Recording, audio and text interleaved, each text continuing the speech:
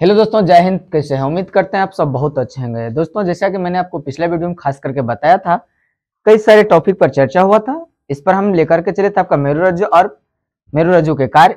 इसके साथ ही हमने ये भी बात बताया था आपका कि प्रोटेक्शन ऑफ माइंड यानी कि बुद्धि की सुरक्षात्मक कवच क्या क्या होता है, किस प्रकार होते हैं, जिस पर मैंने 2 क्वेश्चन भी आपको हमने रखा था सामने। तो आज बिना बेहिचक के, बिना किसी बाधा के हम लेकर के डायरेक्ट चलते हैं, आपको सीधा हम मुद्दे की बात करते हैं। कहते हैं ना कि दुनिया को भी हिलाना हमारा काम नहीं है, दुनिया को हिलाना हमारा काम नहीं है, बाजू को भी समझना हमारा काम नहीं है, कातिल खुद लौटेगा जब जमाना ही हमारा होगा। तो दोस्तों, कह रहा है पादपों में समन्वय, कोऑर्डिनेशन प्लांट्स। क्या कह रहा है? कोऑर्डिनेशन प्लांट्स यानी कि पादपों में समन्वय। समन्वय का तात्पर्य होता है प्रतिस्पर्धा, सामंजस्य, जग जाहिर करना।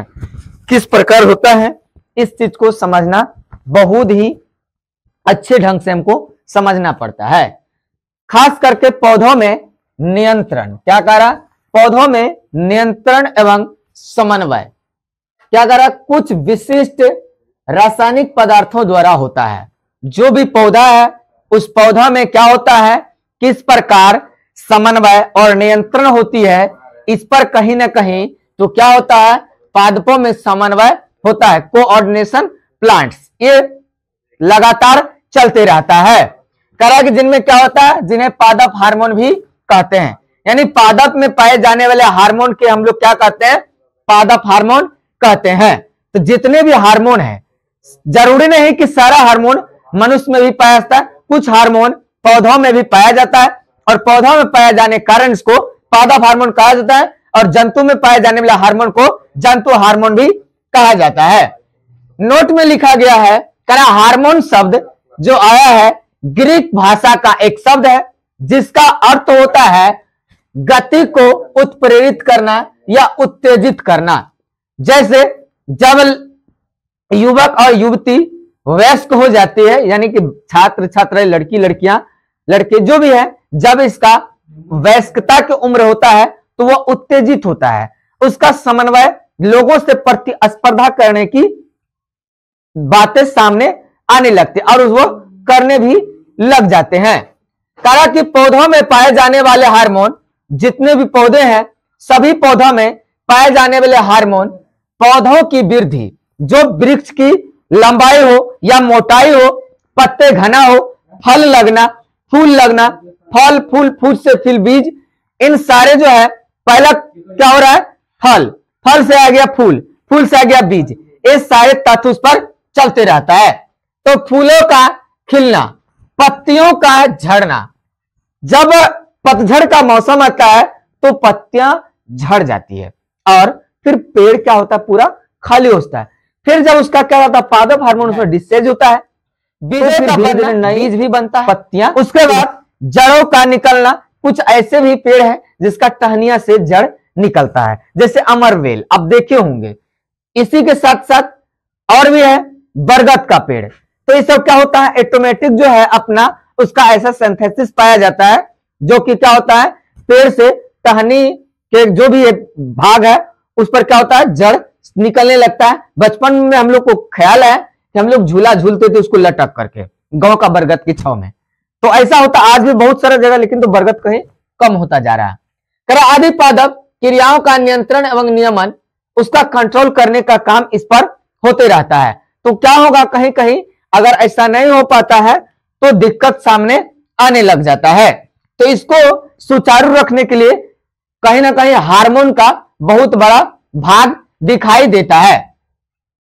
करा पादप हार्मोन को नियामक भी कहते हैं। अगर पूछ दिया जाएगा कि बताइए नियामक क्या है, ये ऑब्जेक्टिव में पूछा था सीजीएल में 1 नंबर का, कि बताइए नियामक क्या है, तो सीधा दिमाग में रखना है एक लाइन का बात, पादप हार्मोन को नियामक कहते हैं। क्या कहते हैं, पादप हार्मोन क्या कहते हैं, नियामक कहते हैं, क्योंकि इनकी अत्यंत सूक्ष्म मात्रा पौधों में, इनका जो भी अत्यंत छोटा छोटा भी होता है, सूक्ष्म मात्रा क्या होता है पौधों में, खास करके चमत्कारी परिवर्तन ला देती है। क्या करती है, देखने से कहीं ज्यादा उनका क्या होता है, काम उस पर पाया जाता है।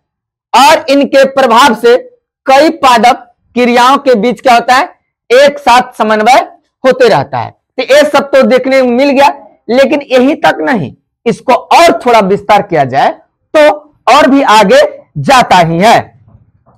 अब बात आता है इसका कार्य। आखिर पादप हार्मोन कार्य किस प्रकार करते हैं, आखिर इसका काम क्या क्या है। तो पादप हार्मोन जो है, इनका काम है मुख्य रूप से जड़, तना और पत्तियों में वृद्धि को नियंत्रित करना, या क्या करना। अब ऐसा नहीं कि एकदम है लंबाई छूते जाएगा, लंबा होता है मानते हैं, लेकिन ऐसा नहीं कि वह अनंत दूरियां तक लंबाई होते रहेगा। वो कहीं ना कहीं क्या होगा, कंट्रोल भी होता रहेगा, कंट्रोल के साथ साथ कई सारे बातें भी होंगे, तो ऐसा भी होते रहता है। कि नहीं होगा तो फिर क्या होगा, ठीक ढंग से नहीं हो पाएगा। यही तक नहीं, दूसरा कह रहा है कि प्रकाश नुमावर्तक, यानी कि प्रकाश संश्लेषण करेगा, फोटोसिंथेसिस। क्या करेगा, फोटोसिंथेसिस, यानी प्रकाश संश्लेषण की क्रिया भी उसमें होगा। गुरुत्वाकर्षणांक यानी ग्रेविटेशनल, क्या होगा, गुरुत्वाकर्षण, जो गुरुत्वाकर्षणांक होता है वो भी होता है। और नैस्टिक गतियों का नियंत्रण करता है, इसमें जो पाए जाने वाले नैस्टिक गतियां होता है, इसको भी कहीं ना क्या करता है, कंट्रोल करने का काम उस पर थोपा जाता है। अगला आता है बीजों की प्रस्तुति भंग करना, यानी कि जब फूल बना, पहले कली, कली से फूल, फूल से फल, फल से बीज का निर्माण होते चला जाता है, यह होता है। दूसरा, वातरंध्रों को गतियों का नियंत्रण। पेड़ पौधे भी अपना क्या करते हैं, वातरंध्र यानी बाहर करते हैं। देखे होंगे कुछ कुछ पौधों में कि गंदगी, चिपचिपा, लस्सा टाइप का निकलता है, तो उसका कहीं ना कहीं क्या है, ये वातरंध्र पाए जाते हैं। तो ये तो आपको पूरा समझ में आ गया, पादपों में समन्वय यानी कोऑर्डिनेशन प्लांट्स। तो ये तो समझ में आपको बहुत ही अच्छा से आया होगा।